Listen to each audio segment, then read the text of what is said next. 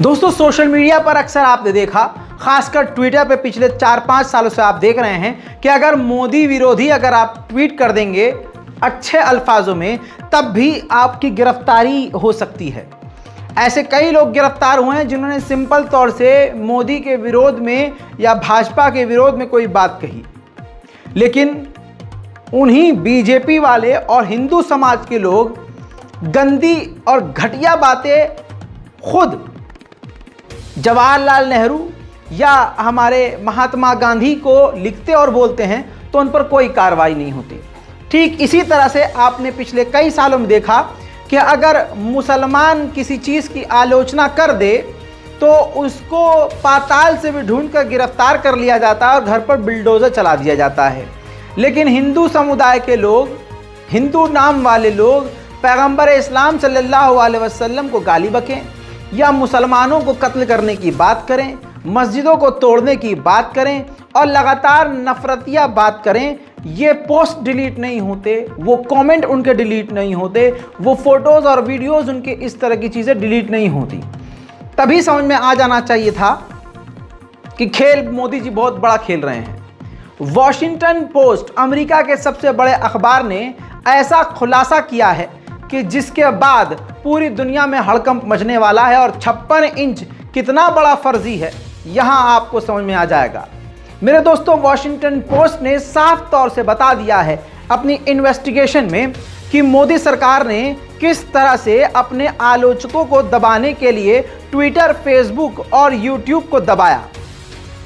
जी हां, अमेरिका के न्यूज़ संगठन वॉशिंगटन पोस्ट ने रिपोर्ट से बड़ा खुलासा कर दिया है। उन्होंने कहा कि इंटरनल रिपोर्ट और सूत्रों के द्वारा हमने ये पाया कि अमेरिकी टेक्नोलॉजी कंपनियों के पद अधिकारियों और भारत अधिकारियों के बीच हर दूसरे हफ्ते दोस्तों मीटिंग हुआ करती थी। अखबार ने बताया कि ये लोग तय करते थे कि ट्विटर और फेसबुक और यूट्यूब पर क्या जा सकता है और क्या नहीं। आप समझ रहे हैं मैं क्या कह रहा हूं? मोदी सरकार के नेताओं की मीटिंग यूट्यूब, ट्विटर और फेसबुक के हेड से हर हफ्ते मुलाकात हुआ करती थी, अधिकारियों से हर हफ्ते। सोचिए कितना दबाया गया है आपकी और हमारी आवाज को और विपक्ष की आवाज को, सच्चाई को कितना दबाया गया कि हर हफ्ते मीटिंग हुआ करती थी और मोदी सरकार के मंत्री और अधिकारी ये डिसाइड करते थे कि फेसबुक, यूट्यूब और ट्विटर पर क्या जाना चाहिए और क्या नहीं दिखाना चाहिए। पूरी तरह से सेंसरशिप होती थी। 2 साल तक ये खेल चलता रहा, हर हफ्ते मीटिंग होती थी, लेकिन धीरे धीरे भारतीय अधिकारियों का रोल बढ़ने लगा। पहले तो ये कहते थे कि ये पोस्ट डिलीट करवा दीजिए या इस पोस्ट को हाइड कर दीजिए या इस पोस्ट को नोटिफिकेशन भेज के यूजर से डिलीट करवा दीजिए। फिर मोदी सरकार ने सोशल मीडिया का और सच का गला दबाते हुए अपनी मांगों को बढ़ा दिया। फिर ये सीधा अकाउंट डिलीट करने के लिए कहने लगे बिना किसी नोटिस। फिर भी ट्विटर ने यह काम किया।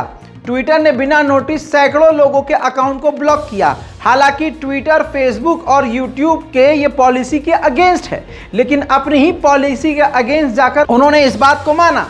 दोस्तों, ये जो मीटिंग हुआ करती थी, इसका मीटिंग का कोड था 69A।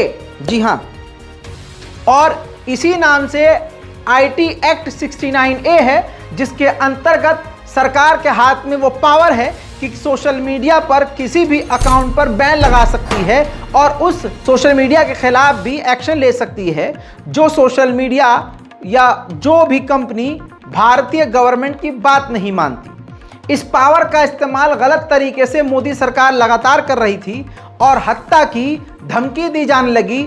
एलन मस्क के ट्विटर खरीदने से पहले ही ट्विटर को पूरी तरह से मोदी सरकार ने अपने हाथ में ले लिया। दोस्तों, वॉशिंगटन पोस्ट रिपोर्ट सीधा कह रहा है कि मोदी सरकार ने पूरी तरह से भारतीय सोशल मीडिया पर कब्जा किया हुआ है।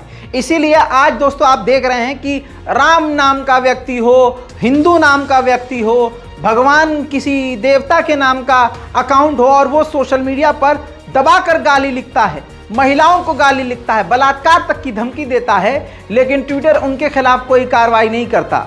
वहीं जब उनकी आलोचना करने वाला कोई जेन्युइन व्यक्ति हो जो मोदी विरोधी हो, मोदी सरकार की गलत नीतियों पर बोलने वाला हो, तो तुरंत उसकी जानकारी पुलिस को दे देता है और घर से उसको उठा लिया जाता है और अकाउंट ब्लॉक कर दिया जाता है। किसी भी तरह से कोई भी इल्जाम लगाकर उसके अकाउंट को डिलीट कर दिया जाता है। यह खेल कितना गंदा है आप समझ सकते हैं। द वॉशिंगटन की रिपोर्ट में आपको दिखा ही रहा हूं और आपकी आसानी के लिए बता दूं कि ये देख लीजिए, ये द लंदन टॉप पोस्ट पर भी पूरी हिंदी में रिपोर्ट मौजूद है।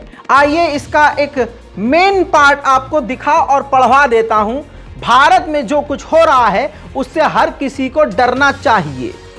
जी हां, किसने कहा है मैं बताता हूं। रिपोर्ट कहती है कि एलन मस्क के कंपनी खरीदने से 1 साल पहले ही प्लेटफॉर्म पर भारत सरकार की पकड़ मजबूत हो गई थी। मस्क के आने के बाद ये उम्मीद थी कि अभिव्यक्ति की आज़ादी के लिए वो लड़ेंगे, लेकिन वो कुछ खास कामयाब नहीं हुए। वॉशिंगटन पोस्ट के मुताबिक 50 से ज़्यादा वर्तमान यानी इस वक्त और पहले के अधिकारियों के इंटरव्यू किए गए हैं। उन तमाम लोगों ने बताया कि कैसे सरकार ने नए नियमों के जरिए ट्विटर के प्रतिरोध को तोड़ा और अमेरिका के एक पूर्व ट्विटर नीति कर्मचारी का कहना है कि भारत में जो कुछ हो रहा है उससे हर किसी को डर लगना चाहिए। मार्केट के लिहाज से देखें तो एक तरफ चीन है। चीन के बहुत बड़े बाजार के बावजूद ट्विटर और फेसबुक जैसी कंपनियां चीन से दूर रहीं, क्योंकि चीनी सरकार तो बिल्कुल ही पारदर्शी नहीं है और उनके डेटा का इस्तेमाल अपने ही नागरिकों पर जासूसी करने के लिए कर सकती है। फिर दक्षिण एशिया में सबसे बड़े मार्केट बचा भारत।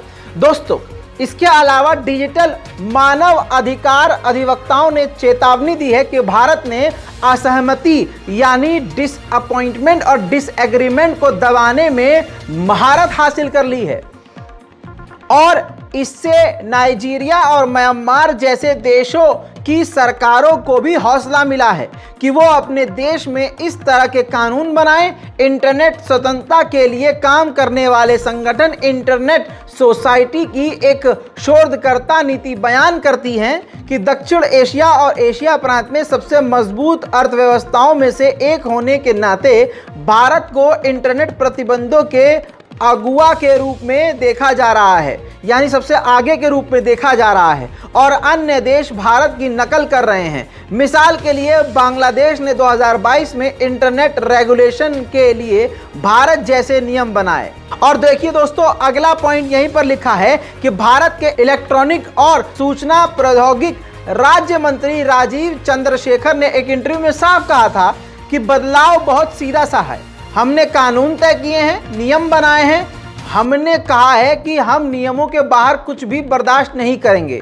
आपको कानून अगर पसंद नहीं है तो भारत में काम बंद कर दीजिए। दोस्तों, ये पूरी रिपोर्ट लंदन टॉप पे मौजूद है।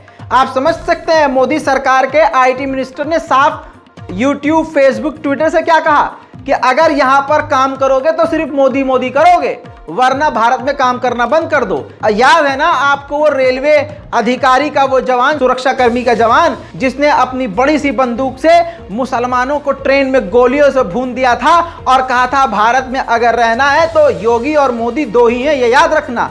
ये कहते हुए उसने कई सारे मुसलमानों को गोली मार दी थी। कुछ इसी तरह का ही हाल इनके साथ, सोशल मीडिया के साथ और इन सोशल मीडिया के हेड के साथ किया जा रहा है भारतीय गवर्नमेंट के द्वारा। मोदी सरकार के नेताओं ने साफ उनसे कह दिया है कि अगर काम करना है तो हमारे मोदी और अमित शाह और योगी जी के हिसाब से, भारतीय जनता पार्टी के हिसाब से, वरना यहाँ पर काम आप नहीं कर सकते। इस खुलासे से आप बहुत सारी चीज़ें समझ सकते हैं कि आपका अकाउंट सच बोलने पर डिलीट क्यों हो रहा है। इंस्टाग्राम पर आप जब हक की आवाज़ उठाते हैं तो आखिर आपके कमेंट को ब्लॉक क्यों कर दिया जाता है।